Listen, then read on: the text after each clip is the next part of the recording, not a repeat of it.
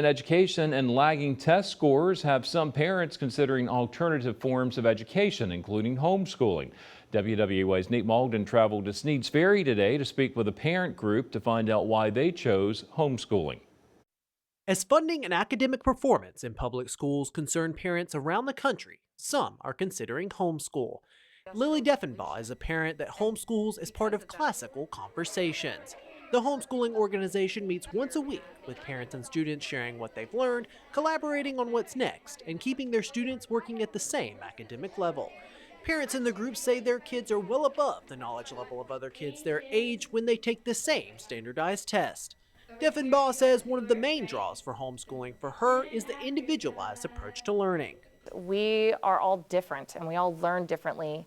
And again, parents will go to the ends of the earth for their children. And so if I have one child that needs to read hanging upside down from a playground, then that's what I'm going to do. Deffenbaugh notes another reason some parents are considering homeschooling is because of how state and federal funding is distributed to schools.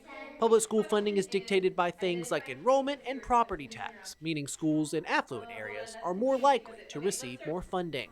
The kids are the ones that really end up suffering at the end because the lower economic levels, those are the ones that are getting the least amount of funding. Catherine Walker is another parent in the group. Being a part of the military family, Walker says she decided to start homeschooling because of the frequent moves. We had about a year here, and then we moved to Virginia, and we had a year there.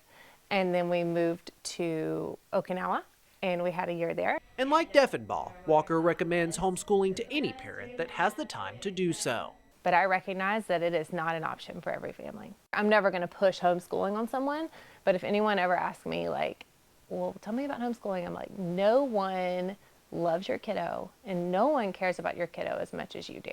In Sneads Ferry, Nate Malden, WWAY News. According to the National Home Education Research Institute, more than 3.5 million students are homeschooled in the U.S., making up nearly 7% of all K through 12 students. And we want to know, how do you educate your children? 93% of you tonight say public schools, 7% say private or charter schools. Thanks to everyone who's voted so far. If you'd like to vote, just scan the QR code on the top of your screen or head to our website.